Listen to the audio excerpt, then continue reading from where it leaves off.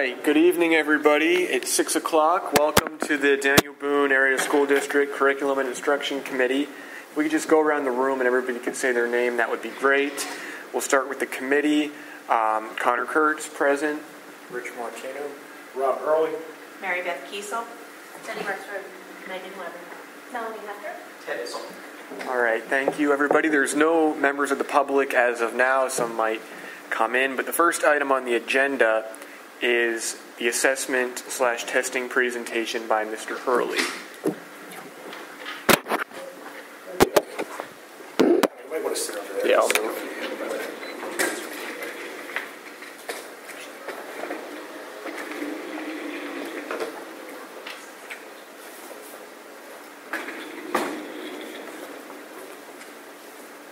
Principals, you guys already have your scores, so you don't need a copy of these. Mrs. Bites has arrived at the meeting at 6:01. Let's look at the minutes.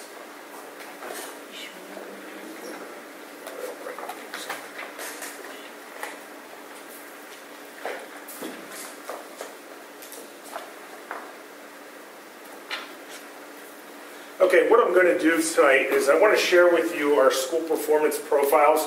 The purpose of the school performance profile is to give you a general overview of how well our schools are doing in a variety of different areas. Inside of this packet that you have the different school performance profiles for each of the different buildings in the district. What I'm going to do is I want to talk to you about the different metrics and what the SPP score of each building means. And how that specific score is derived through the different metrics that are present within here. First, if you take a look at the school performance profile, there are several different sections. The first section in here, it talks about its indicators of academic achievements. And you can see that part is 40% of this score here. For example, you can see Amity's score is a 74. 40% of that is derived from the indicators of academic achievement. Another 10%, if you look at, are indicators of closing the achievement gap, indicators of closing the achievement gap of historically underperforming students. And what that means is, if you go back to the old days of No Child Left Behind, that would be the students of low socioeconomic student status or also students with IEP. So what you'll see is 10% falls between those two different categories. If you turn the page on Amity, I'll kind of give you an idea how the rest of this plays out. Another 40% of the school performance profile comes through what we call value added, or we call it PVAS in education. And the PVAS scores give us 40% of the SPP score. And then we have other academic indicators, which obviously are different between different grade levels, and we also get another 10% from there. Schools also, and we'll talk about this for each building in a little bit, also have the opportunity to earn quote-unquote extra credit, at least a little bit, for their SPP profile by some of the things they do with their advanced learners. So that's how the SPP score is derived. What I'd like to do is I'm going to go through all the different buildings. Some of our buildings did very well in comparison to past years. Others, there's some areas where we want to improve, like anything. And that is the purpose of the profile, is to kind of give us an overview of how we're doing, and so that we can target our energies and resources in the areas that we're not. That's the purpose of data. We're going to start with Amity Elementary Center, if you might. So we'll start right there. As you can see, their school performance profile for this year is 74. Amity this year was our lowest performing building in the district. There are some various different things that we take a look at here, and I want to point things out to you. First is indicators of academic achievement. And that is the part right here on the LCD projector. What you want to see on the projector here is areas of blue and green primarily. Academic achievement deals with their performance based upon the state standards. How well did our students do in meeting the state standards? Down at the bottom here is the growth piece. That tells us how much did our students grow. The difference between the two is this. when you talk about achievement, there are many things that go into student achievement. And a simple example is we don't control when kids come in, where they are at when they come in. We have some people who, when they come into kindergarten, those kids are reading when they walk in the door. There are some kids who don't have basic phonemic awareness, which is like letter-sound relationship types of things. So basically, there are some factors that go in there that we don't have control over with the achievement, but it's still an important measure for us because it tells us how we're doing versus the rest of the state, and how are we doing as a group towards the state standards, what the state says is important. So when we look at this, that's why achievement is there as well as growth when we look at SPP profiles. You can see in the achievement area, okay, Amity did pretty good in this area in mathematics. You can see they had an 83.41. And you can see some other scores in reading. They were at 76. Science, their achievement levels were their highest in science. They were at 90 right there. And you can see the achievement levels in writing were at 70. Grade 3 is included in here because there is a substantial amount of research indicating that the students' level of achievement in grade 3 is very much a predictor of their academic success in later grades. So one metric that they use in the elementary schools, well, how well are they doing at grade 3? Because that's a good predictor of how well these students are going to do in the future. So those are some of the different things you see there in terms of achievement for Amity. When you go down, Amity did not, and there's a whole variety of reasons here. Amity does not, the other buildings you'll see in science, they have indicators of closing the achievement gap and indicators of closing the achievement gap for historically underperforming students. Because we changed our building configurations and the AUN number is different, Amity, theoretically at least, was a different school last year according to PDE because it was a different name, a different AUN, different configuration. That is what, they don't have comparison metrics they can use, so they can't close the achievement gap if there's not a basis to do that. Down here is the important part, and this is an area in which we have some concerns as a district, and an area we are addressing and we're looking into. These things, as I said, with these colors we have here on ours, we want to see this being blue, okay, and green, and hopefully more blue than anything else, but we have some areas of concern. Growth, what we're talking about is a group of students, and how did those individual students grow over a period of time? Growth is an apples-to-apples measurement. Another way of explaining that is this. When you are looking at achievement, the third grade class from last year is different than the third grade class from this year. It's a different group of students. When you look at growth, we're looking at the same group of students and how they do in third grade compared to how they did in fourth grade compared to how they did in fifth grade. So we really look hard at this growth piece. And this is where Amity slipped a little bit on us this past year. That's why their score is down from the previous year if you look at it. And right here you can see they have, their growth percentage was a 64, which is concerning. The reading was okay. They were in the 70s here. The science and biology predicted level of achievement was not good at 59. That reads very much a concern. And the writing, the growth was a concern. So in the area of growth, we have some concerns at Amity. Some of the things we're doing to address those particular things, we're taking some of the programs that we know that have worked in the other buildings with our students, and we're starting to try to implement them in Amity itself. I know Mrs. Kiesel's been over to Amity several times. They've instituted WIN periods, which are basically enrichment periods or remediation periods to try to target the students who are having difficulty with reading, and also to not only target the low-end students, but we also have very much an obligation to enrich the students at the top end, and we can't forget about that piece in particular. We can drill down through data in greater detail than I am here, but for example, one of the areas where we didn't grow as much at Amity as we would like is with our top end students. And so some of that win time is going to be working on how do we enrich our curriculum and make it better for our best students at Amity. And hopefully over time that will continue to raise that score for us. But those are areas of concern that you see at Amity, and those are some of the things we're doing is we're trying to increase the instructional time and enrich and remediate students and using data to enrich and remediate students at Amity. That did not exist there before. We've talked about together as a group how we're trying to make what we're doing in the different buildings the same same, so we're getting an equitable education for all the kids everywhere in the Daniel Boone Area School District. And the win period is one way in which we're trying to do that. And so that all the elementary principals are working as a team with the whole administration and trying to make that program even better for us. Rod, slow down 1 second. You're saying you have programs you're going to institute that weren't there. The last year the school was considerably higher. Yep. So what caused it to drop? Okay. What caused it to drop right here was when you have to look at it a couple ways. The areas in which you have is your mathematics. We didn't grow as much in that particular area. I know I see the numbers, but my question is why. Okay. Mary Beth, want to talk about that a little bit? Good question. I mean, Amity is basically the same school.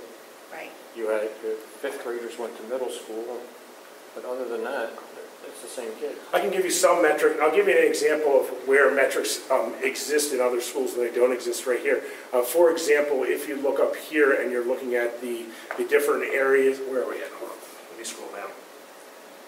The other academic indicators, these areas, and we tend to do well in these areas in terms of attendance rate. That doesn't happen by accident. We do have truancy remediation programs in place through our guidance departments. Because Amity, by the state's definition, is a different school, these metrics, they are not there for Amity as they are there for some of the elementary buildings. That's some of what you will see right there. As I said earlier, we went down, our growth in mathematics went down from 70 to 64. The growth in science went from 76 to 59. The growth in writing went from 100 to 64. One of the interesting things we'll take a look at and try to address your question a little bit is we did, in the middle school level, we introduced the Go Math program. We got more growth with our Go Math in 6th grade than we ever have in 6th grade historically. It'll be very interesting now that this will be the first year of implementing that program at the elementary level, and it'll be interesting to see if it has the same effect. We're very careful with data when and Rich, you bring up a really good point here. When you look at 1 year of data, you got to be careful about jumping to huge conclusions based upon 1 year. When you start to see patterns over multiple years of time, that's when you really get concerned. What we do here with this type of data is it raises questions. Okay, now why did the achievement level go down? Okay, why did this happen? Okay, those are the questions we're asking. You're looking at basically the same teachers and the same kids except for 5th grade. So I mean, something caused it. And there can be a whole variety, and that's correct, absolutely something caused it. And one of the things we're trying to do, and we're doing today in our in-services, is we're having our teachers look at the data as a starting point, and we're looking for root cause analysis as to why indeed did this happen. Was it fidelity of implementation of the program? Like, for example, did we implement our reading program like it was designed to be implemented? That's a question that we're asking, and that's where we're collaborating as a staff of teachers and administration. Okay, did we do this according to best practice? And so those are some of the things we're looking at in terms of doing those things. Mr. Hurley, question Yes. for you. Does not having the data to show the growth, so the things because the AUN changed from 1 year to the next, was there the possibility too, and again, this is elementary that I can't speak to, but mathematically, did we lose out on any extra credit or any points? Like, was there any negative effect numerically just because there was nothing to show? No, there's no effect numerically because of that. All that is this is an area where potentially we're going to assume we would have done well in those particular areas. Yeah, and it would have helped us because historically, our guidance department works real hard with truancy elimination, our attendance rate, we're making phone calls, so there we're doing all the wasn't right any stuff. extra that might have been in the previous year, an extra positive impact, which we don't have because of the fact that this building technically doesn't exist from previous years. But to answer your question, one of the things we're working on is a root cause analysis to try to determine. That's one of the things we were working on, and Dave's not here right at the moment, but the faculty was working on today at their in-services trying to determine, okay, did we do these things right? Go ahead.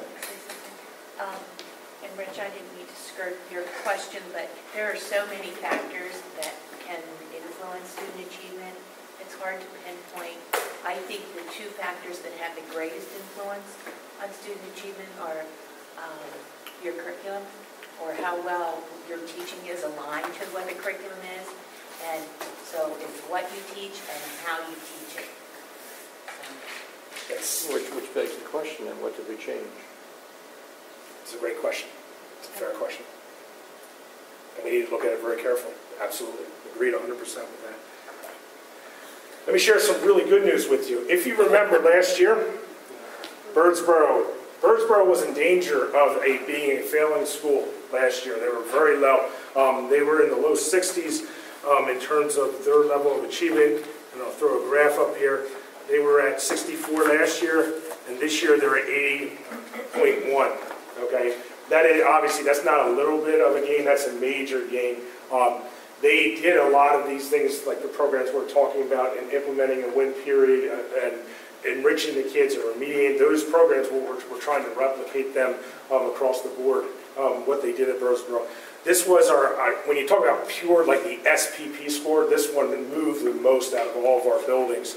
And you can see that's quite dramatic to go from and Birdsboro was one of the lowest in Berks County, and now obviously they're doing very well. The state has not, by the way, just so you guys know, the state has not released the comparison data, which I will send to you as soon as it's released, so that we can compare schools across the county. It's just not out there yet from the state. As soon as they get that to us, we'll get that to you. But you can see Birdsboro did very, very well overall.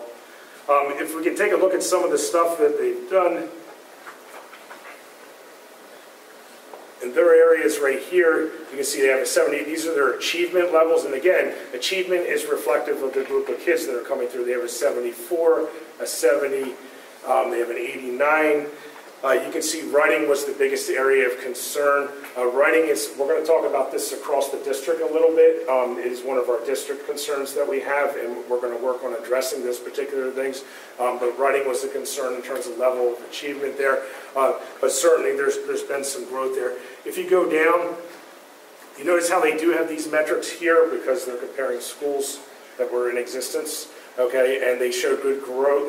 They closed the achievement gap, and what that means is that we had more students achieving at a higher level. We also saw this right here with our subgroups for them. If you go down to these other metrics down here, we saw decent growth in mathematics in Birdsboro, in reading. Okay, we saw an excellent growth. I know you guys put a lot of emphasis, and Mary Beth, you can certainly talk to some of the things you did at Birdsboro. And in science, we saw a lot of growth. In writing, we did not, and that's something we're going to look at not only building-wide, but that's something we see throughout the district that we really need to take a look at. Certainly at the elementary levels and the middle levels to a lesser degree, we need to look at that particular piece. You can see they have these metrics for promotion rate. You can see they have them for attendance rate. And they did well on both of those. We do well as a district throughout on those things. Our guidance department does do a good job with those particular pieces. And you can see this is the advanced achievement levels, 46, 30, 55 for science, which was pretty good. And writing, you see, is a little bit low. This is an interesting metric because we look at this all the time in writing and the percentage of advanced scores. That's low throughout the state, just so you know, but it's an interesting piece which we do want to look at as a district because, again, we want to grow our best, too, as well. And so we're looking at that metric across many different buildings. Mary Beth, would you like to talk a little bit about some of the things you guys did at Birdsboro real briefly? Sure. Can I just ask a quick question? The PSSA writing, how is that evaluated? Mm-hmm. What they do is basically the students are given two different types of writing prompts they have to respond to. And they literally have, that's one of the harder ones for the state to grade. They have 3 people grading it, and basically they're using a state-assigned rubric. And if there's an agreement then between the 3 people, then it's valid. And then if there's a disagreement between the 2, it goes to the 3rd person to decide. And they do that for every student? They do that. Wow. That is tested, and that's an expensive process also. All right. One point of note, next year when the PA core comes into place, the writing component will be integrated into an English language arts component. So that score is going to be mixed in with the reading language arts component. So we're not really going to be able to compare next year.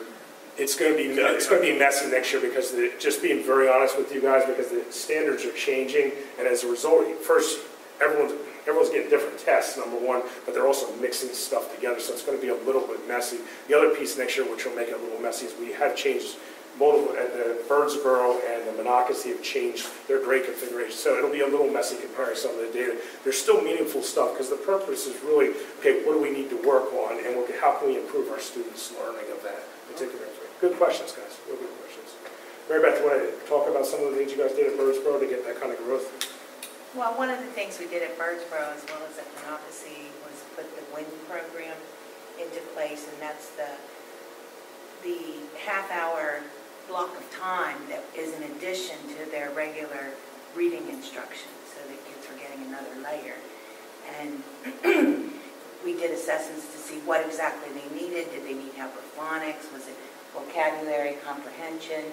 And so kids were grouped specifically in those groups, and they were flexible groups. And we watched our data, and that's one of the things we did. Another thing we did was we looked at what we were teaching, and we saw how does it align with what the state says you need to be teaching. So we had that alignment. We pretty much got rid of things that teachers just simply taught because they thought was fun, or they had a special interest in it. We targeted kids who were advanced learners and made sure that we were really challenging them. So pretty much what we did was very much a group effort. I can't take credit for it. Everyone worked really, really hard with the goal of getting back in the game. So, looks like it worked out. yeah. If you take a look at Monocacy, and Melanie did the same thing at Monocacy, she also showed some growth at Monocacy. Monocacy scores, okay, we're at 78 last year, and you can see they went up to 81.7. Okay, so you saw some growth in Monocacy. She did the same types of things there with your WIN period. Is that correct, Melanie? Right. And again, the WIN period was used as a point to basically meet the individual needs of the students, whatever they are, whether it's enrichment or remediation. If you take a look up here, you can see, if you look at the pure data, and this is the achievement data again, the mathematics was at 80, which is in the blue area, which is very strong. The reading and language arts was in the 70s, which is solid. And you can see us in the science and biology. You can see how that's science at the elementary school, so you can see how that's also blue. The writing here, again, guys, you see the theme here as we're kind of going through the writing, and you'll see that again throughout. So the writing is a concern there also. That's the achievement level of the writing, and we didn't do quite as well as we wanted to there. We're looking at that throughout the district. You can also see the grade 3, and we talked about the research behind that and the importance of that achievement level there, because that's a good future predictor of how well they're doing. Obviously, these other metrics don't pertain to them. You can see, yeah, go ahead, Rich. With the writing, you've got 3 people looking at each student's written. Yes, that's what the state does. So it's very subjective, though. Yeah, it is. Okay. Yep. And I can tell you, this is just talking to colleagues, everyone's struggling with the writing. I mean, a lot of the districts are just struggling with the writing pieces. It's not a unique thing to Daniel Boone on that particular I mean, do they give you any feedback as to what they're looking for that we should be doing that we're not? Yeah, and what we're going to talk to, and we actually, and we'll talk about this a little bit, we have, in our district, we have 2 writing fellow teachers who are writing fellows. That's their area of expertise. We're going to try to reach out to them and partner with them a little bit. I mean, they have a lot of training in this particular area to look at some of the structures that we have in place, as well as, we're looking at, okay, are we writing across the curriculum? Are we addressing this in all of our subject areas? Writing isn't taught in isolation. In history class, are we writing like a historian? In science class, are we doing writing in the different subject areas? And then we're also going to look at how we're doing it, what do our writing workshops look like, and things like that, and make sure we're doing everything according to best practice. We have reached out to other districts, and they're struggling a little bit on this. We're going to reach out to some more to see if we can figure it out once they release this year's and see who really did well and see what they're doing to try to address that. I'm really glad that we're going to work hard at writing specifically, because you have students, you have people my age who graduated from high school who cannot differentiate between you're, the contraction, Y-O-U-R, and it's inappropriate. So any way that you could fix that. Writing is just, I remember, and I don't want to distract from this, but I was watching an interview with Sonia Sotomayor from the Supreme Court, and she said the single biggest piece of advice that she would give to students today is to learn how to write persuasively. Mm-hmm. That will carry you very far in life.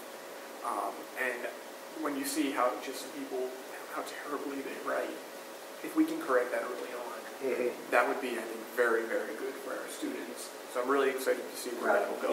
In your mind, did the rating system confirm what you all kind of knew in your heart, that we were weak?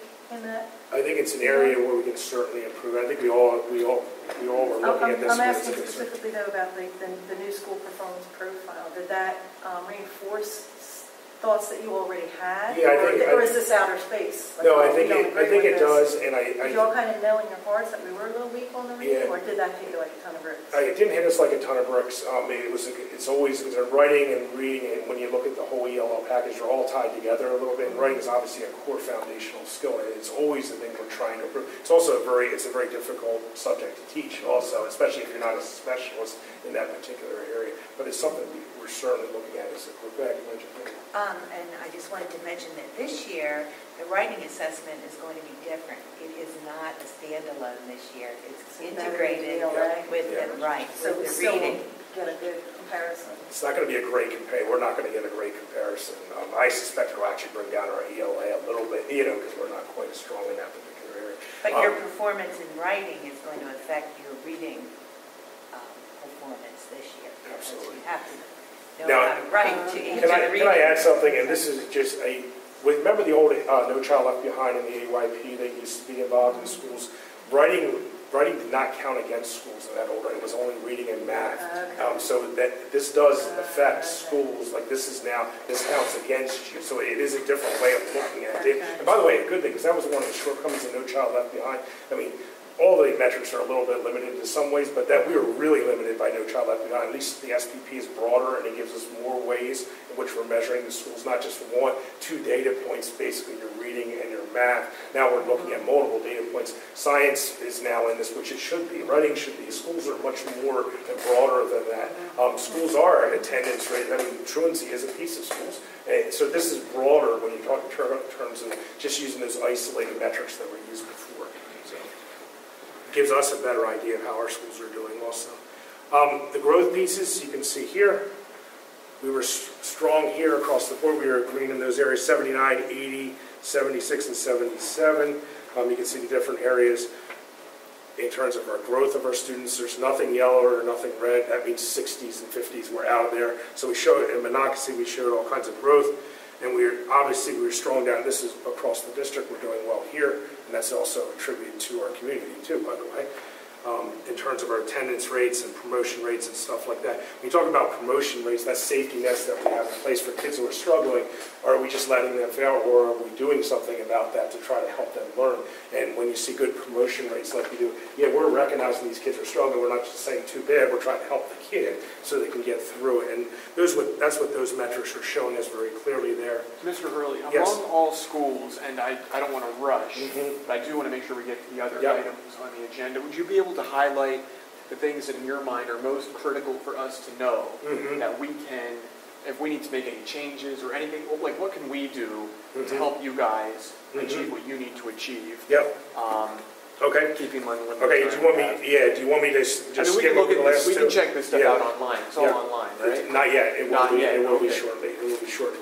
I'll give you the 1 minute overview of our other schools real quick, our other 2 schools, and then what we'll do is we'll go to what we feel are the 4 key points for us moving forward in terms of what we're seeing as a district. Does that make sense, guys? For everybody on the committee? Are you guys okay with that? Yeah, but while you have this up, 2 quick questions.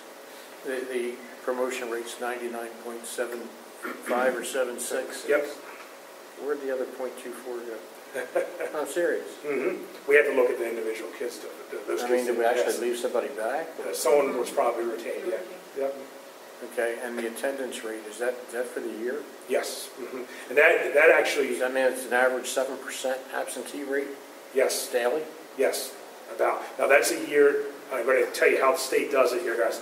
The attendance rate, believe it or not, they use the previous year's data because all the child accounting stuff doesn't get done until October, so they actually use the year before's data when they do that, and they figured it in the SPP score. It's a technicality. But in a school district, what's considered a good attendance rate? You want to be 90 or above. I think in a school district like us, you want to be 90 or above. That's all? I'd be very disappointed. We push hard for as much attendance as we can. Obviously, we don't want sick kids in our school, but we're making phone calls. We have truancy elimination plans. We're calling parents. We have a good, robust policy from the school board. And we send letters out after 3 days unexcused, 7 days, 12 days. We're sending letters out. We require doctor's notes after 12 days. So we have it's a combination of good policy, and then we're following up in terms of that. Looking through all the schools, it's very consistent, around 93% Yep. for all the elementaries. The high school is at 88%. That's very interesting. Real briefly, I'll hit the other schools and then I'll hit the overall district stuff to shorten it, as Connor wanted here. The middle school is the highest achievement again this past year, according to the SPP score. We're right there where we were the year before. We're at 89. 90 is how they did award-winning schools the year before. Keep in mind, this isn't the final version of the state's graph. Last year, the middle school was at 90, and they dropped it to 89 by some calculation they did at the last second. But so they're right there. And the highlight is the growth at the middle school. If you go down here, the indicators of academic growth, you can see this is our middle school program does a good job of taking kids from where they are and growing them at a grade level. There's a lot of similar, and we don't use the same acronyms they do, but in terms of using instructional time to enrich and remediate those programs that exist in the middle school. That's what's worked with our kids in our district. It's also worked in other districts, but that's what's worked at the middle level, and it's also worked well for us at the elementary level. We're having those types of things in place within our schedules and building. Just in your opinion, what will the new middle school principal do as well? I think she'll do a great job. She's going to do an awesome job for that. I really do. High school did well. They were our second highest performing school in the district. They were not as high as last year. I'll explain to you why real briefly, but they still are number 2 in terms of overall achievement according to the SPP score. I have to point out to you that our high school, if you go back 3 or 4 years ago, was in corrective action, which is not good. Okay, we were in big danger at the high school level, and now our high school, they're doing pretty good here. They're at 83.7 this year. It is down slightly, but they're right up there, and that is good. When you go back multiple years ago, that was a problem. They did go down, as I said, from the previous year. They were here at 88.6, and then they were at 83.7 this past year. I will point out briefly, I can show you exactly why. We have the science right here, the achievement level was approximately the same level, 1 or 2 points difference, but closing the achievement gap did not exist there in science last year. And basically their science scores were around the same as the year before, but now they had these other indicators up there, so it dropped them a little bit. But the bigger piece, the SAT scores went down at the high school. That's what really sunk them a little bit. And again, they still do well, but their SAT scores dropped. And where are my SATs? I'll show you real briefly here. I missed it. Where are we at? Top one. There we go. Thank you very much for catching that. Our SATs did drop, and already in place, and I'll give the high school people credit on this, they already have addressed this. Last year, you guys approved, the school board addressed this. We approved a SAT course, okay, which will help us right here in terms of raising those scores. So I'm real confident that they're going to go. We're going to see that. 30 students are enrolled in that course, so hopefully that is a start. It's a start. The other piece, and I got to share this with you. There's when we send the data out, when we start doing comparisons among different schools, some high schools, what they do is all the kids take the PSATs. The PSATs help prepare the kids for the high schools. We don't require that. Obviously, there's money attached to those things, but that we don't require that, and that's a preparation for the SATs themselves. But hopefully, that SAT course will start moving us in the right direction. I have two quick questions. Yeah. Sticking with SAT first, would it be feasible? I know the SATs are offered at multiple points during the year. Maybe there could be an event open to students who are going to be taking the SAT, maybe an after-school event, maybe during a study hall, maybe even before school, where they can come in and they can learn strategies for taking the SAT, whether you want to answer each question. Like just, I don't want to say like a last-minute prep, but maybe this is what to expect. Here's what if you want to practice, you can take this practice booklet. Like just another resource to provide students, not necessarily part of the school day, but getting them ready. As much as we can with the resources we have. Is that feasible at all? Like a little That's something we can definitely look into. Let me speak with Tom and Megan, and we'll collaborate a little bit on that. I think anything we can do, obviously we all know the importance of the SATs, anything we can do to help our kids be successful. In addition, just building up that SAT prep class. I wish we had that when I was in school. The other thing, the board decided, I believe, last year to no longer require students to take physics in 11th grade. The option was you could take another science class. If you're not, you don't need to take physics to go to 11 colleges. If you're not a college bound student, you may not need to take physics. Why not take a meteorology class or an anatomy class or a class that you're interested in? That was the mindset, I believe, of the committee and the board. Is that hurting us at all? Is that one of the reasons maybe? Okay, just want to make sure that's that decision. That's not hurting us there. Okay. The other part, which I think is real important, because it's some of our work, and we're going to hit on some things I think are important as a whole district. But if you look down here, this last metric, when it talks about AP scores, we're looking at 3s or 4s. It also does with IB exams, which we don't have an IB program, but the AP exam scores. Basically, this metric it's like a 2.5 multiplier. What it basically says, and one of the things we're focusing on is our advanced achievement of students, and that was derived, basically 25% of our seniors received a 3 of the total population got to a 3 or a 4. It's like a 2.5 multiplier or something to that effect to get the 61 right here. Our goal is we want to raise that over time, and there's a couple ways to do that. Number one, you want to prepare more kids to be able to take AP courses, and then hopefully we can, within the structures we have and the staffing we have, we can offer more opportunities. And we've talked about some of the independent study stuff and things along those lines. I mean, I'd love to see this particular metric get higher over time. And to do that, does that just require more students to take the AP exams and get higher scores? Or let's say you only had one student take the AP exam and that person got a 5. Would that score be 100? It's a fair question. No, it's the total number. It's the total of the population. Okay, so more students taking the test will have the potential. Will have the potential to help us do well there. They can't hurt us. Let's put it that way. So that's a real positive piece if we can do that particular thing. Overall, and for the sake of time, because I've been talking here for a while, for 36 minutes here on this, some of the concerns we have, we want to continue to grow in Amity. We want to get that back up to where we think it can be. That was one of our big concerns, and we're addressing that by modeling what Melanie and Mary Beth have done at the other buildings to help some of the students.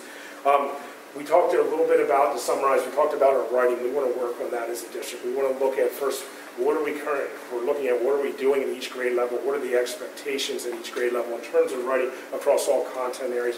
We're going to reach out to we have a couple of writing fellows, as I said, in the district who we want to reach out to, tap into some of their expertise and our internal expertise. I can tell you in writing, one of the things we're looking, we don't have, the data isn't as good on writing for a whole variety of reasons as other subject areas. It's not tested in every grade up to this point in time. We use some software in 8th grade where we have some better data on it, but we want to try to get better data so we can have better. One of the things we're able to do in reading where we've shown growth and math, we have a lot of data points we can target very effectively the students who are struggling and the students who are needed in enrichment. We want to try to gather the same amount of data or at least similar amounts of data on those particular students so we can track. One of the things we do, guys, is we do interventions in those particular subjects. We try to track, is it working, is it not? And we try a different intervention, and is it working, is it not? Until we find out what works with that particular child. We want to try to do similar types of things in writing, is do a better job identifying those students and then putting programs in place to remediate them as we go through different things. So writing is a particular area. We tend, and I'm going to generalize here, okay, very much, because there are exceptions to everything I'm saying. As a district, we tend to we don't grow our top level learners as well as we would like to at the younger age levels. At the upper levels in our school district, we tend, and when I'm generalizing using PVAS data, and again, there are exceptions, we tend to have good growth, but we still want to work on our achievement levels. In other words, we want to keep raising the achievement. That's versus the state standards of our top students there. So we want to look at our top students and what we're doing there. In science, we want to pay attention in science to some of our achievement levels are a little bit lower than we would like right now, and we want to look at, and again, that's mostly in science. And you guys didn't see this piece of data. I'm not going to bore you with every piece of data that we look at, but in our science, really we want to look at some of how our lower level students doing, some of our upper level stuff, and you saw some of it with the science program at the high school with the things that we're doing with STEM and things like that are very effective. But now, how are we remediating the students who are struggling in science? And these new metrics are also helping us do that particular piece. Are there issues with students actually taking the exams, the Keystone tests, at the high school level? Because I know when I was in school, you would have students who would just flip through their PSSA booklet and just choose not to take the test. They're all taking it. Now because it's a graduation requirement for the class of 2017 and beyond, so our sophomores and our freshmen are required to complete all three. So you're getting away from that. It's now very serious, now very much very important, and they are all there with them in this class, so that you can control. And there will be more information coming about the project-based assessment piece, which we'll talk about someday. That's know those three words because you're going to count them. And I was going to say that even the students, I know last year, even the students that it wasn't a requirement for graduation, the fact that they can keep taking it until they pass it, like, they just got sick of it and were like, I'm just going to take it. So even the couple kids who I talked to who weren't really that motivated about it, if I talked to them, they were like, oh, okay, that makes sense. And then they did okay. So it was just a matter of, once they realized that it wasn't going away, that they're just going to have to be stuck with it until they do it. That helped too. Okay, great. Thank you. And I guess to wrap up, the only thing I would say about all of the SPP stuff and these performance programs, these are metrics. They don't measure everything that our school does, and we want to get to the point in our district where we're well above and beyond these limited metrics in terms of but they do provide us with useful information in terms of developing our program and targeting our weaknesses, and we'll continue to do that. And, thanks for the time, guys. Yeah, no, thank you very much for that Thanks very presentation. much. Yep.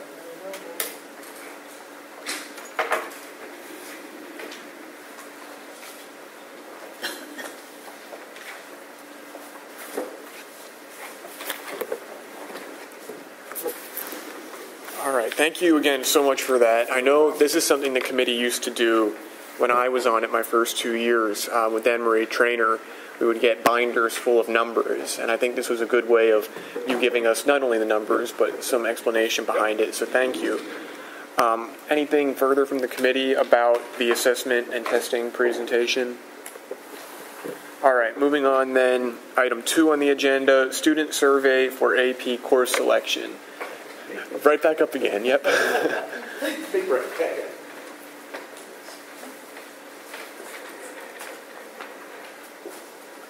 Thank you.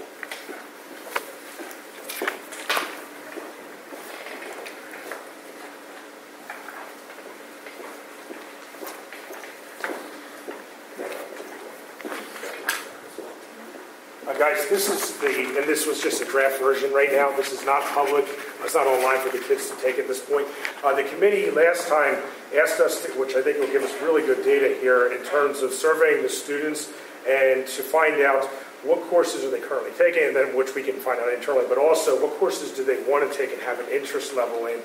So basically I created a survey that has all the other AP courses that are currently sponsored that are available, and we're basically going to ask the students, are they interested, somewhat interested, or very interested in those courses, and maybe that can help us determine our courses that we offer in a particular year. The other questions we have on here, if you take a look, are they interested in taking AP courses online? If we can provide that for them, we're still looking into some mechanisms for possibilities of doing that. And then also we had a committee member who was talking about taking AP courses on an independent and doing it independently, which certain kids have special skills and knowledges that they may be able to do that. So we're trying to gauge their interest level in that regard also, just to give us some good data. When a student takes this kind of survey, I can slice and dice the data any way we want to. Number of 12th graders and this number of 10th graders when we go out. This is the final survey. If the committee wants to add anything to this, please let me know. And otherwise, we'll get it out. I'll talk to the high school principals and get it out by next week sometime. The only thing that I have, just looking through it quickly, I'm wondering almost if it might be better, instead of having all of the AP classes listed, which I think is great, and having not interested, somewhat interested, or very interested as radio buttons, so you have to choose one of them. It might be, and I'm just throwing this out there, I'm not necessarily saying it's the best idea, but I'd like to discuss it. Maybe instead of asking if we're interested or not, because I would be very interested in taking, AP Studio Art 3D Design, but that doesn't necessarily mean I'll enroll in it. And it might be more beneficial for us to get a number of students. If the question instead was, if you're interested, maybe would you enroll? I would enroll in this course if it were offered. And then if it wasn't, and it would be it would be a checkbox almost, so you wouldn't even check off if you're not interested, or you could check off, I would not enroll.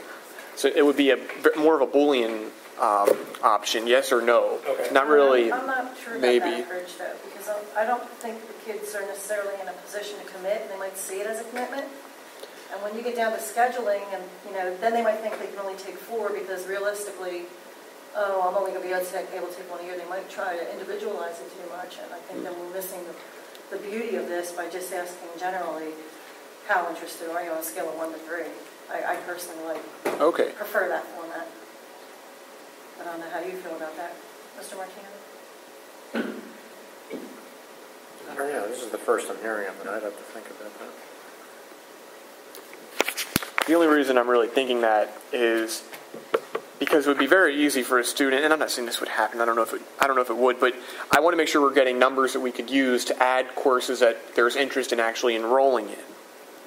So I wouldn't want everybody to say that they're very interested in taking a class, but then nobody ends up enrolling in it. You know what I mean? Does that make any sense? Yeah, I'm just not making that connection. Okay. I think time would tell how accurate the survey was when we actually see the enrollments that follow. And that's a different topic, but I was looking at the enrollment in the various AP classes, and some of them are very sparsely enrolled. And I don't think we can afford to be having classes for 4 students. I mean, even policy says 10. We have classes with less than 10. We have several classes with less than 10. And that might have been a timing issue. We might have communicated that we wanted to have them enrollment after they cut off enrollment. May have been, but that's and again, I'm not saying yay or nay to what Connor's suggesting, but I'm thinking that. Forward, we would want to not offer classes that. And I think that there's also some creative ways. I think the 2 classes that I saw that had the lowest enrollment are AP Studio Art 2D Design has, I believe, 4 students, and AP Studio Art 3D Design has 3 students. It might be 5 and 4 as opposed to 4 and 3, but an option might be to combine those 2 and do AP Studio Art 2D/3D Design, and then you would have. What was that? 2D and 3D. Oh. Of all of them. There's been discussion about combining them. There was always, when the numbers are that low, there is always conversation about combining them, but it just depends on the needs and the students and the projects, because the expectations of what they have to do are immense. And we do have students who are very successful with it. And at different times, the proctors have taken on that course in replace of a duty, and they have very full schedules in comparison, not even in comparison, but some of most schools times, and they also have to, the AP studio hours, they have to put in additional time. Okay. So there's a lot of commitment that those students and the proctors are completing. So every year we'll re-examine, as always. It's not something that has to be decided tonight, but I think we need some enrollment deadline so that we know what we're going to be offering. That if we don't have enough students signing up for specific classes, that we just say, well, okay, there's not enough interest. And even your questionnaire here, I'm hoping they understand that these aren't like implied promises of courses, like you have AP Chinese language and culture.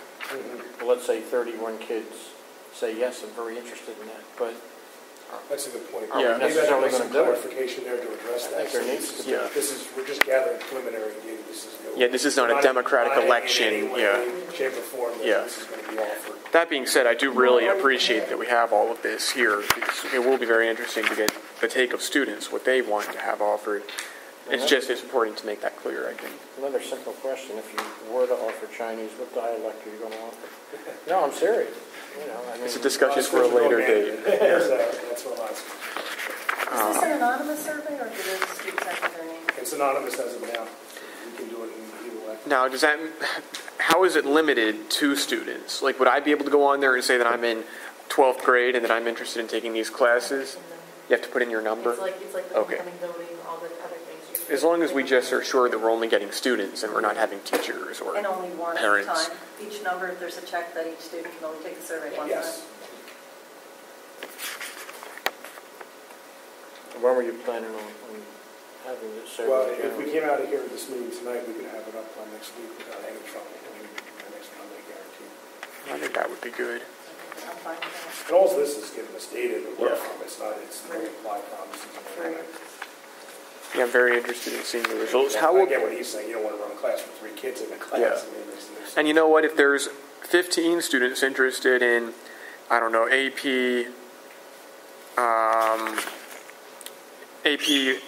Comparative Government and Politics, and only 3 interested in AP 2D Design, I don't know. We'd be able, the goal of this in my mind is to be able to identify what students want and offer that, if need be, taking away something that less students want.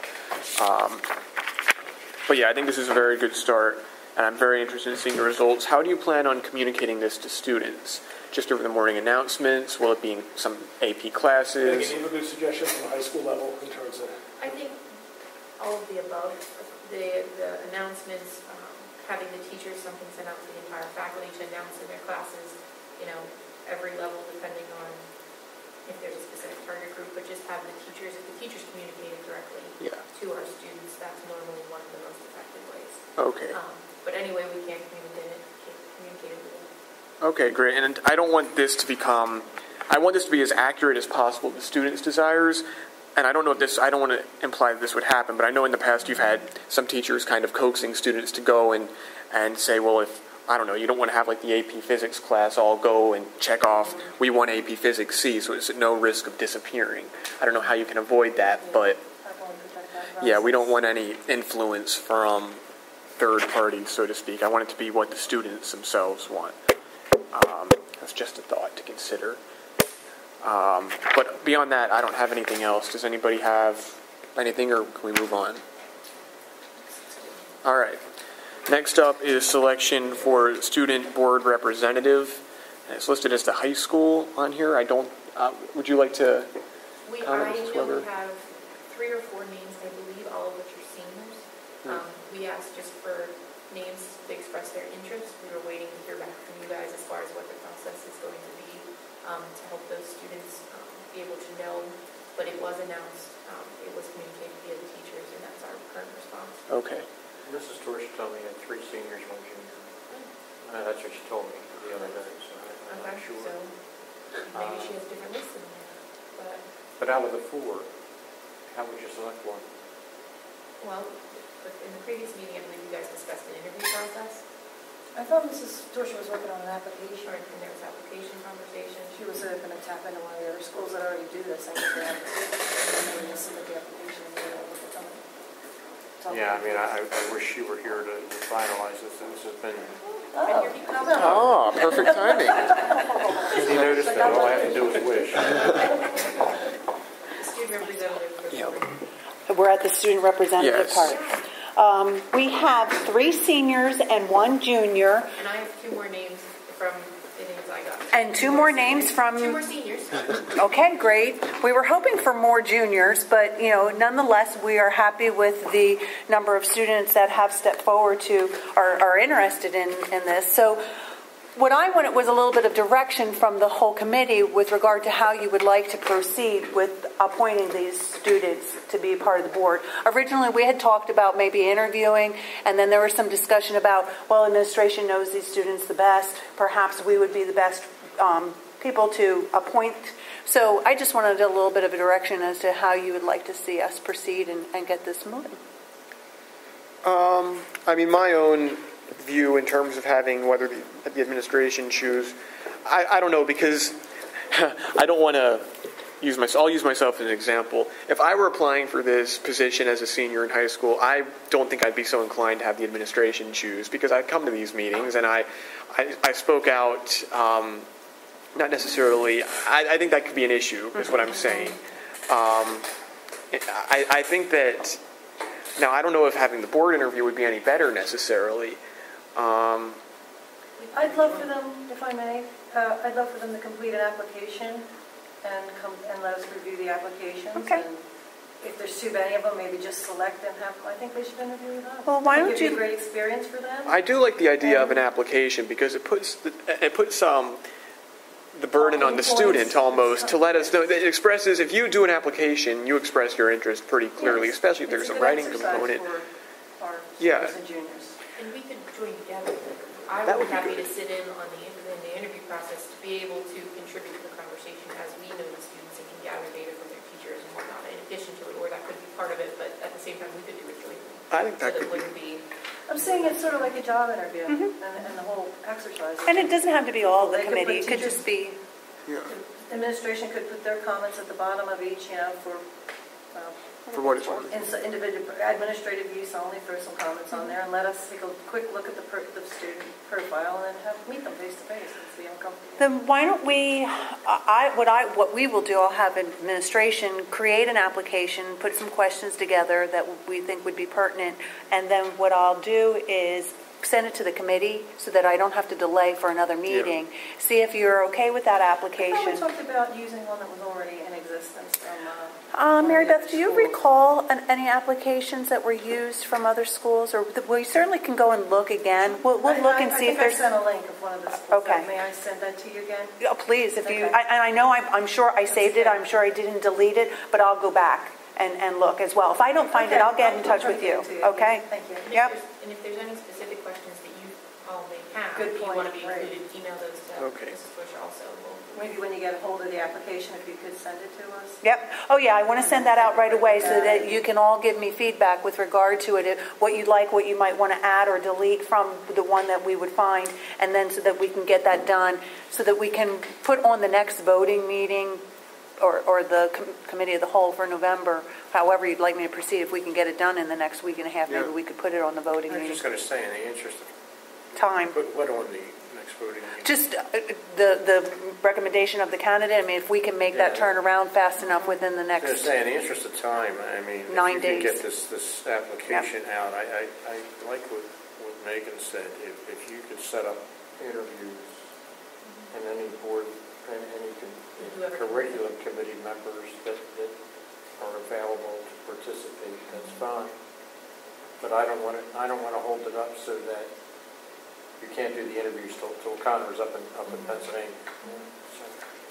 I think they're referred to as student delegates at PASBA, and PASBA might be a resource. I noticed recently on one of the mailings they actually have like a gathering for student delegates, which is another neat opportunity that we might be able to plug these kids into. Yeah. PASBA might be a good resource to get an application to. I think there is like a student membership almost Something for coming up, PASBA right. for the They all student get together, members. right? That's very Yeah. interesting. Huh. And Mary Beth, as you said, if we could have a person selected by Right. November, because Right. this was first brought up last December. Right. And it's just dragging on. Yep. So what I will do is we will get an application. I will get that out to the board this week, look for feedback right away, and then we can establish interviews or opportunity for the students to fill it out and then have an interview, and we can establish that interview time. And you're just going to give it to the 6 that have already Yes, expressed interest, yes. right? Yep. Now, in terms of, and I'd appreciate if anybody from the committee could fill me in here. This has been discussed in this committee for a while now. Has it moved on to the full board? Because this is the full board, I believe, would need to approve. Right, adding a that's why student we want to member. have that student, but I believe that it was brought to the full board, and I know there was discussion. I don't know Okay. that there was They commissioned us to get it off the ground. Right. Okay. Call. I just want to make sure. Because my memory Yeah, is a if we little have bit. somebody selected, then the full board will vote yea or nay. Okay. Right. And that's what I would like to do, is get the students' names on for the board to vote on the end of this month, Okay. okay? Then it's going to require like a policy I was going to say, what about the policy? amendment also. I guess, again, PASBA might be your best resource for that. And I think you shared a policy. I know that, I believe Mrs. Kiesel had found policy on the student delegates or student board members, but we'll go back through and clear all that up. And I think that this can happen before we have the policy, but at least we'll have the policy in place then to support it.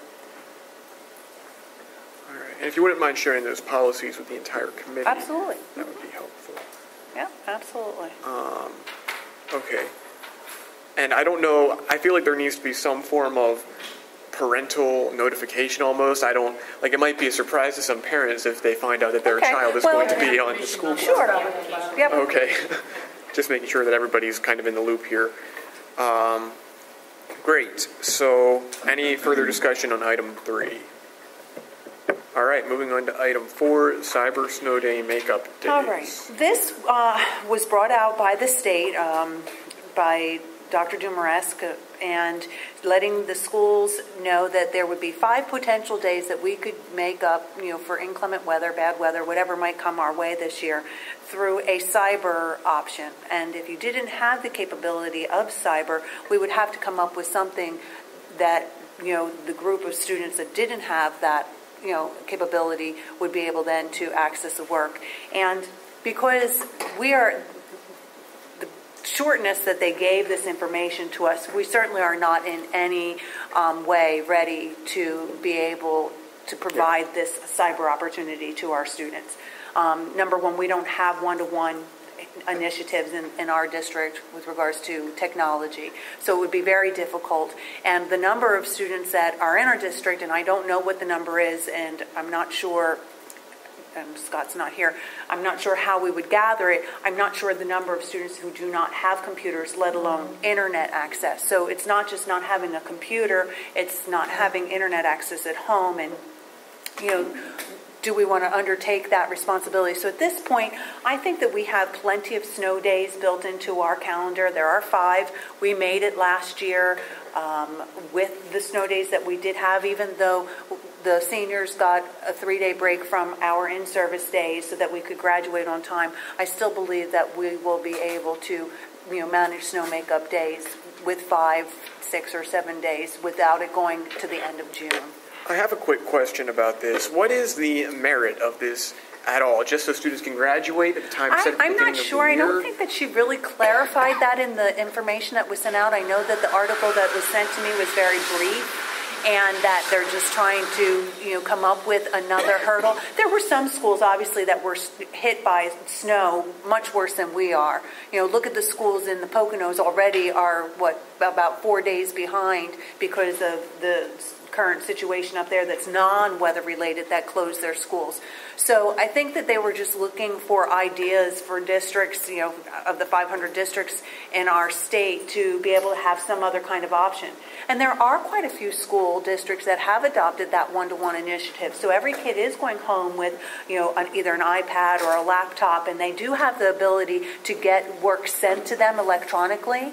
But we just don't. We're at least a year out. When I spoke to Scott about this, he said it's a great idea. It's something that he is trying to set the groundwork for, but by no means are we prepared to be able to offer that. And, quite honestly, I don't believe that you can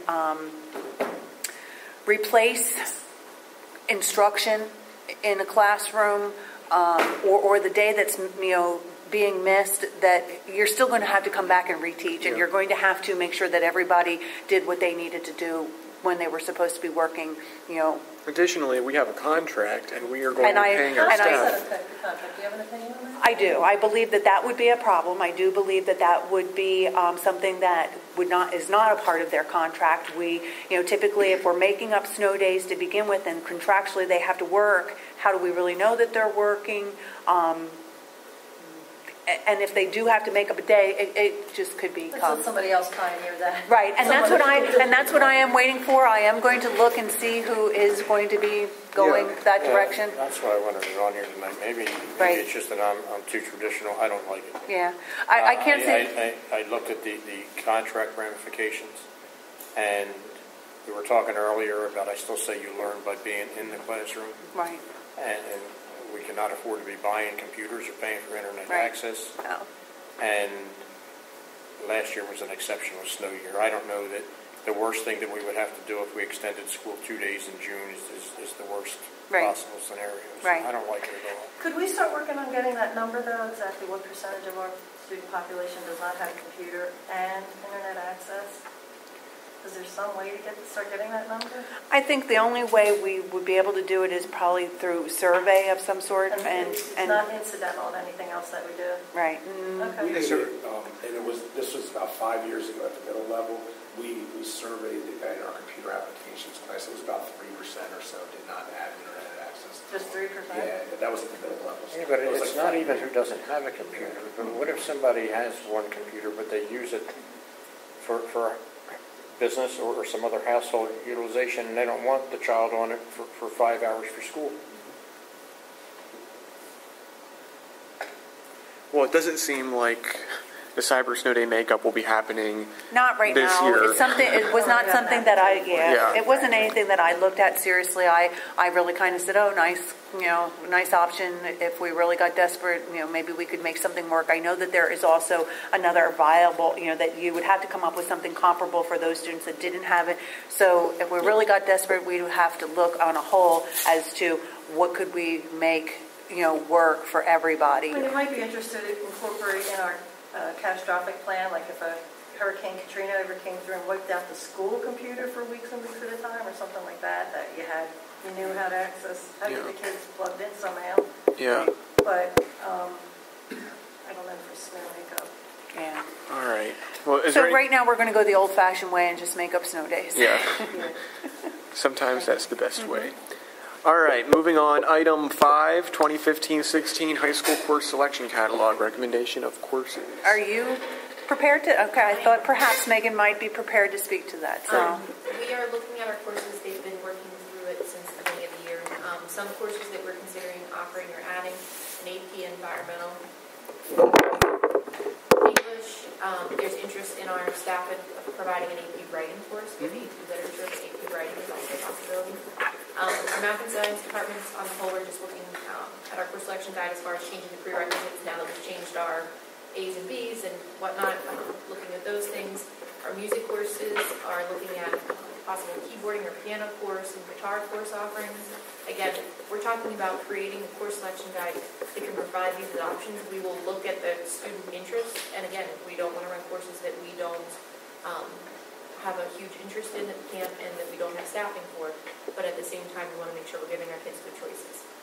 Business, we're talking about an accounting one, either for a full year or potentially a second level, an office management course as potential, a publishing design course. Tech Ed is talking about changing or adding in a technology innovation course or an animation course about animating 2D or 3D objects. Our staff is looking for ways that they can offer students more choices in their electives, just as you guys have been asking for and the community has been looking for. We've gone to our staff and asked that. They're working on that. We will be working on the course selection guide. Today during the in-service, some of them went through with their edits and their changes that we're receiving for the course selection guide, and we're working on how that's going to impact our master schedule. I told you the project-based assessments, that in and of itself is a huge piece that is going to impact. Some of these great ideas may be impacted because of the staffing concerns, because remediation will need to be provided for project-based assessments. Courses, students will have to be taking project-based assessments if they do not pass the 3 Keystone exams. Again, the sophomores and the freshmen are the ones that are impacted, and I will be sharing additional information as it becomes available and as we, as an administrative team in the high school building, develop our plans and firm those up more, but they have to go hand in hand because we have to be able to provide a well-rounded programming for our students and good options, but we also need to make sure that the students are given the opportunity and the time to be able to complete those project-based assessments for graduation. There are Based on what Mr. Hurley presented earlier and what Mr. Kurt said, I think having the additional writing courses would be very beneficial. we'd like to be able to bring the course selection guide to this committee at the end of November for that curriculum committee meeting so that we can, well, actually even as late as December, but we want to have the course selection catalog ready for the kids to start selecting their courses come January. Part of what happened this past year was because we got that catalog out so late, as I had explained to all of you in my email today, with the new electives that we put on and a couple of those AP classes, it was hard to get that information out to the students. Now that they're in there, they're enjoying those classes, and we may be asking the committee to go to the board and let's increase the graduation the credits, because then that way we can push kids into more of these elective classes that aren't weighted high, the 0.3, 0.5, so that we're not sitting in study halls. Because what happens is the students are opting out of these electives because they've already met their requirement, their fulfillment, and I think if we make it a little bit more rigorous, then we're pulling them from the study halls, we're putting them into electives. There's nothing that's going to, really hurt their GPAs, because it should be of interest. It should be, especially some of the lower classes, because you got to think about the whole population of students. The AP is going to be attractive to those students who want to, do that, and then, you have your other group of kids who are just happy being honors, academic students, and are looking for something else of interest. I'm really glad you brought up the graduation requirements, because that was something I wanted to talk about. We have all these new offerings, Right. and we haven't really looked at that recently. So I do want to talk about that at a later meeting. Two other things I wanted to think a little bit about. In terms of life skill style classes, how to balance a checkbook, how to create a budget, those everyday things. How not to get yourself a credit card debt. Yeah, things like that. We don't have courses. We do? We do. Is It's there, just not a high enrollment. is there a way that we could, I don't want to, I guess I can come when we talk about graduation requirements, but there are things that everybody should know how to do. And I could probably talk It's to... staffing implications. Right. Like that's the piece that it's not that we couldn't require them to take a course like that, but it's a matter of the staff in place. Or even if And there's, that's even if we can It's a matter include that, of convincing them how important those type courses are. and maybe it doesn't even need to be a specific course, but if there could be some type of component, maybe senior year, if you're going to go out and you're going to either go to college or not go to college, these are the things you need to know how to do. If there's a way we could get that across, I think that would be very beneficial. I think it kind of fits into this discussion. One other thing, in terms of when we're looking at these courses to add, they all sound very good, and thank you for doing all that. What are colleges looking for now? Has it changed in recent years? I don't think it's changed since the conversations that We had before, has occurred here, not significantly. I just want to make sure if there are classes that colleges are looking for or skills that students are... Math and sciences, I mean, depending on what field you're going into, especially, there's a pull for students to get into the STEM classes, engineering, and they're looking at math and sciences, and that's why we're trying to develop, more of the AP in the science area, environmental.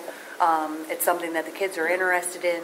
The other proposal that I will come to the board with is looking, and this is what you had charged me with, to try to increase classes with the same staff that we have.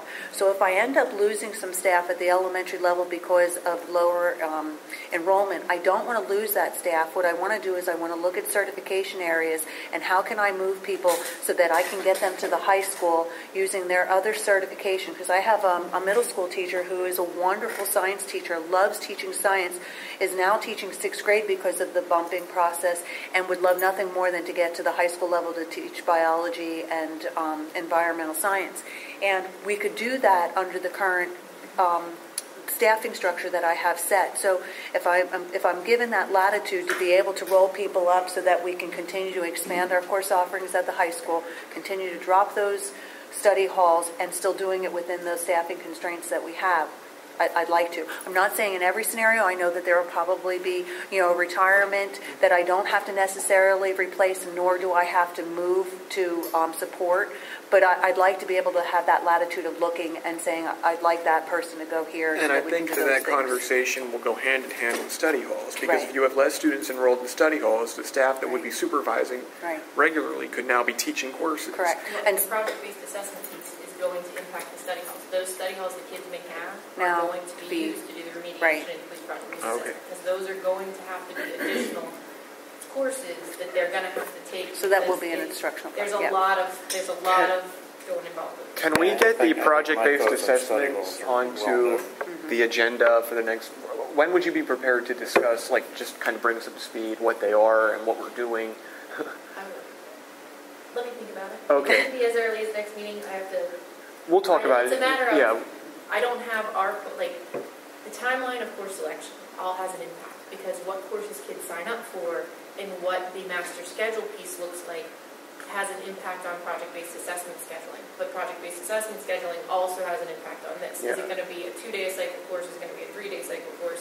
Is it going to occur outside of the in place of a study hall, or is it going to be a true assigned course? Okay. I can do an information just overview without any problems or concerns. It's a matter of what specifically it'll look like at the high school. It is.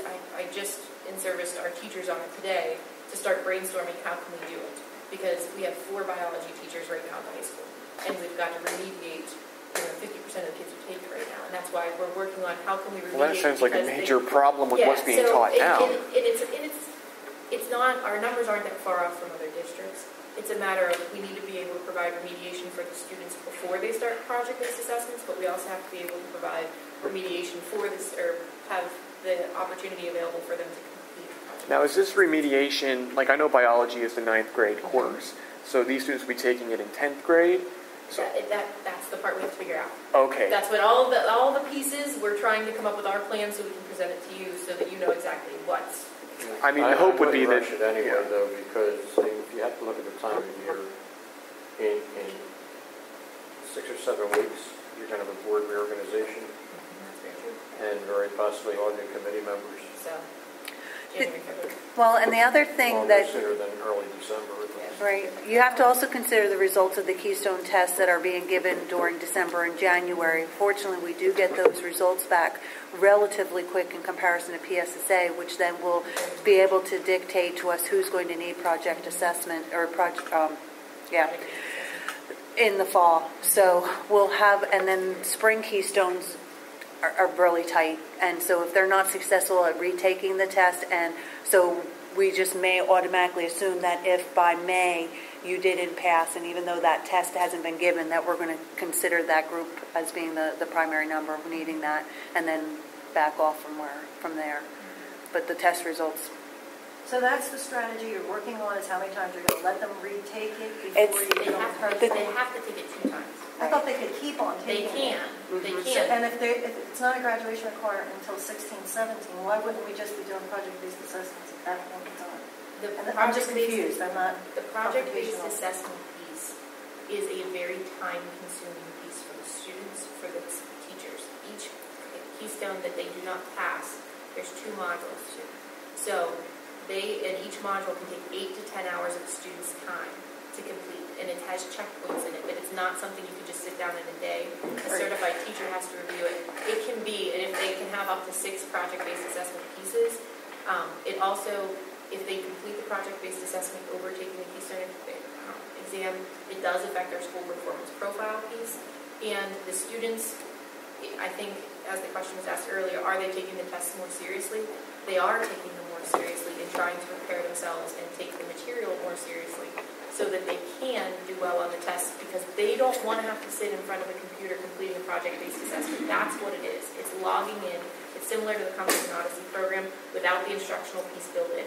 They have to complete a certain task and work their way through it, and then there's checkpoints to get it back to it. So it's one of those things that it's not that we can't roll it out, and we will be rolling it out because it will have impacts, but you also have to submit it to the state, which is a 6 to 8 week turnaround time for our students to get the results back from each specific module of the project-based assessments. So it's one of those that it's not that we can't implement, but how many students need it? They have to retake it this year for score-wise, and they can continue to take the test, but even when they're working on a project-based assessment, but then they're just done with the project-based assessments after they've scored proficiency. So there's so many pieces to the puzzle that we are going to plan to be able to support all of our students who may need it. But again, at the beginning of the year, when we start and we get the spring scores back in August, we may have all these students who are going to have passed the Keystones, and now they don't need all those project-based courses, and I don't know what percentage of the population will be, as all the schools in the state are in the same boat. What are we going to do? Are we going to have courses? Well, do we have the staffing to provide them the courses or the electives they signed up for? The master schedule is something that is set in stone to a certain extent at a certain level, and being able to move it after it's been established for the student schedule and the piece, it's not easily done. But we want to be able to provide phenomenal programming for our kids, and we will do, believe me, I will do everything I can to make sure we have all of our bases covered and all options available in place. But it's not something you just roll out right away without thinking it through for all of our staffing and preparation. There's a lot to be involved in it. And it affects our struggling learners the most, students with IEPs as well. That's where a lot of the time is put. All right.